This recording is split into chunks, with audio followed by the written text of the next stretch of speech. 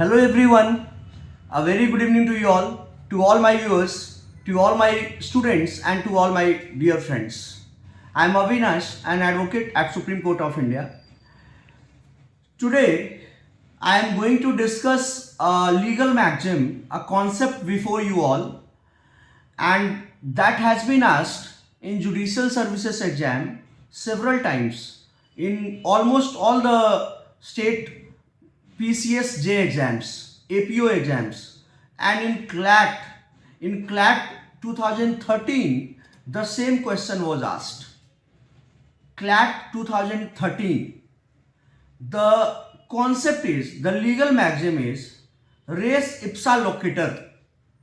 You all know that res ipsa loquitur means things speak for itself. Things speak for itself.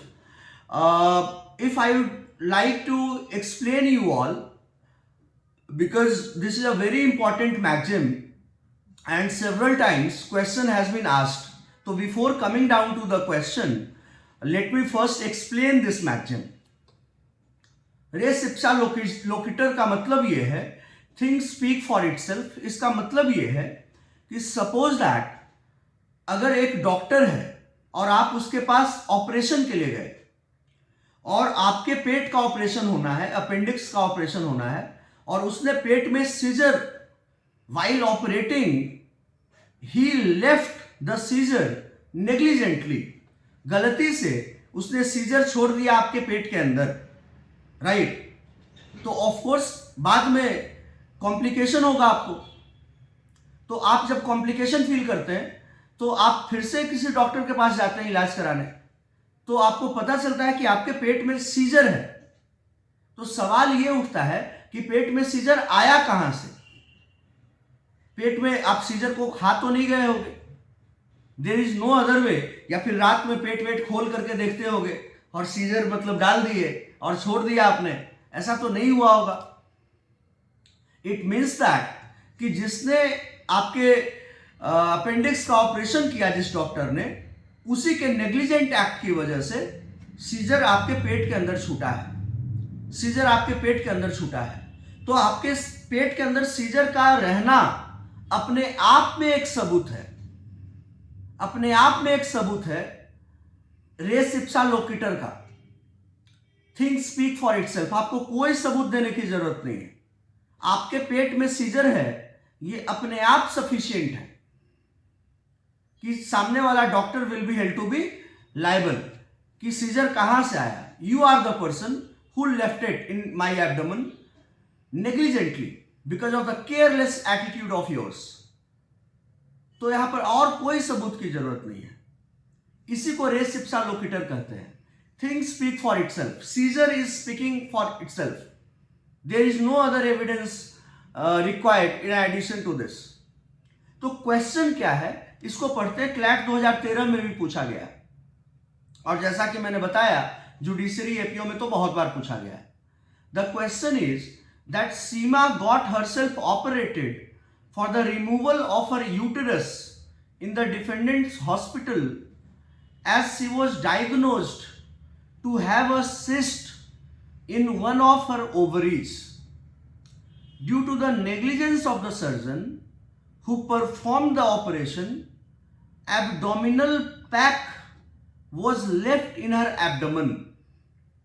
The same was removed by a second surgery.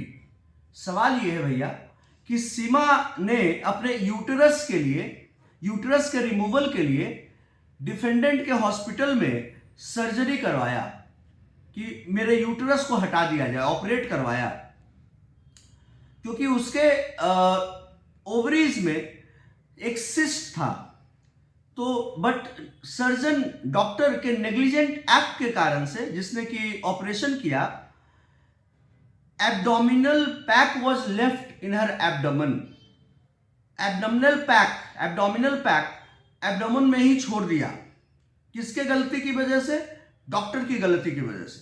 The same was removed by a second surgery. अब देखिए सीधा answer है इसमें. गलती किसकी है? Surgeon की, doctor की. 200% उसकी गलती है. उसके नेग्लिजेंट एक्ट की वजह से ये हुआ. तो यहां पर 4 ऑप्शन है इसके। Surgeon can not be held responsible, तो ये तो अपने आप में गलत हो गया, सर्जन तो लाइबल है, तो इसमें कैन नॉट वाला गलत हो गया। दूसरा है surgeon can be held responsible but Seema will have to prove in the court of law that surgeon was grossly negligent. ये भी गलत है, क्योंकि मैंने आपको शुरू में ही बताया कि पेशेंट को कोई चीज प्रूव करने की जरूरत नहीं है। मैंने जो आपको एग्जाम्पल दिया था कॉन्सेप्ट को समझाते वक्त कि पेट में छूट गया है सीजर, कैंची, ये अपने आप में सबूत है, कोई अलग से सबूत की जरूरत नहीं है। तो बी भी गलत होगा। डी है नन ऑफ द अबव, और सी में है surgeon will be responsible and Seema did not prove surgeons negligence because presence of abdominal pack in her abdomen is sufficient proof. This will be the right option. जैसा कि मैंने आपको कैंची वाले में बताया था कि कैंची छूटा हुआ पेट में, तो इसके अलावा और कौन सबूत चाहिए भाई? कैंची छूटा हुआ है, ये अपने आप में सबूत है और कोई सबूत नहीं चाहिए। इस केस में, सीमा के केस में भी एब्डोमिनल पैक, एब्डोमिनल पैक जो है वो एब्डोमेन में छूटा हुआ है, ये अपने आप में एक सबूत है। तो और कुछ चाहिए ही नहीं, इसके अलावा कोई प्रूफ करने की जरूरत नहीं है कि ग्रॉसली नेग्लिजेंट था या नहीं था। तो C will be the right option, that surgeon will be held to be liable and she did not prove anything, right?